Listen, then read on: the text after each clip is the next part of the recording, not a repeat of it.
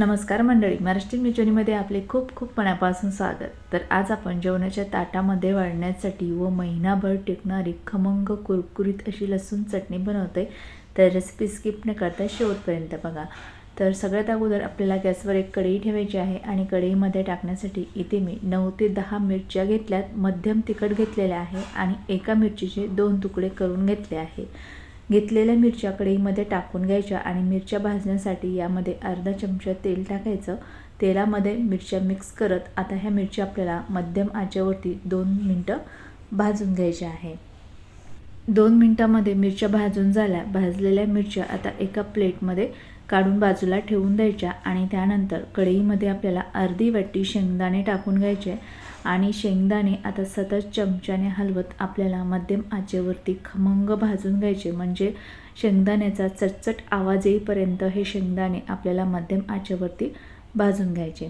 तर 2 ते 3 मिनिटांमध्ये शेंगदाणे सुद्धा खमंग भाजून झाले। भाजलेले शेंगदाणे ज्या ताटामध्ये मिरच्या काढून घेतल्या त्याच ताटामध्ये काढून बाजूला ठेवून द्यायचे आणि त्यानंतर परत कढईमध्ये आपल्याला पाव वाटीभर खिसून घेतलेले खोबरे घालायचे आणि खोबरे सुद्धा मंद आचेवर लालसर रंगाचे होईपर्यंत भाजून घ्यायचे।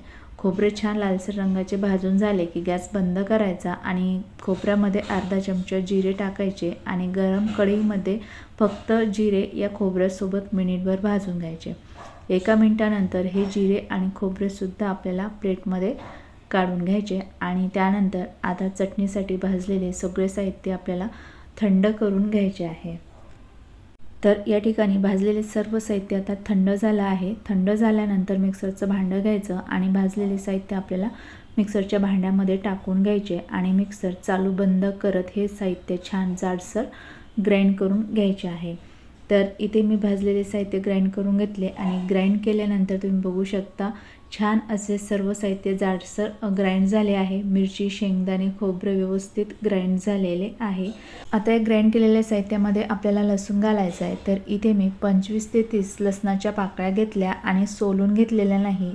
पाकळ्यासोबतच आपल्याला चटणीमध्ये लसूण वापरायचं आहे, म्हणजे चटणी छान खमंग तयार होते। आणि त्यानंतर चवीपुरतं अर्धा चमचा मीठ घालायचं आणि परत आता ही चटणी मिक्सर चालू बंद करत ग्राइंड करून घ्यायची।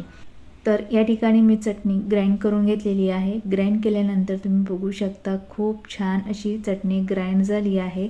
मस्त चटणीला रंग छान आलेला आहे आणि मस्त अशी दाणेदार ही चटणी ग्राइंड झालेली आहे आणि ग्राइंड केल्यानंतर या चटणीचा छान असा खमंग वाससुद्धा सुटलेला आहे। तर एकदम छान महिनाभर टिकणारी कुरकुरीत अशी लसूण चटणी तयार झाली। तयार केलेली चटणी एका प्लेटमध्ये मी काढून घेतलेली आहे। तर बघू शकता खूप छान अशी आपली खमंग कुरकुरीत लसूण चटणी तयार झालेली आहे आणि चटणी तयार झाल्यानंतर ही चटणी तुम्ही काचेच्या बरणीमध्ये किंवा प्लास्टिकच्या बरणीमध्ये स्टोअर करून ठेवू शकता। ही चटणी अजिबात महिनाभर खराब होत नाही आणि ही चटणी चवीला इतकी छान लागते, महिनाभर टिकतसुद्धा नाही। 1 महिना होण्याच्या आत ही चटणी संपूनसुद्धा जाते। तर माझ्या पद्धतीने अशी खमंग कुरकुरीत लसूण चटणी तुम्ही नक्की करून बघा आणि माझी चटणी तुम्हाला कशी वाटली कमेंटमध्ये नक्की सांगा। रेसिपी आवडली असेल तर रेसिपीला लाईक आणि चॅनलला सबस्क्राईब करायला विसरू नका। परत भेटूयात अशाच एका सोप्या रेसिपीसोबत। तोपर्यंत बाय बाय, टेक केअर।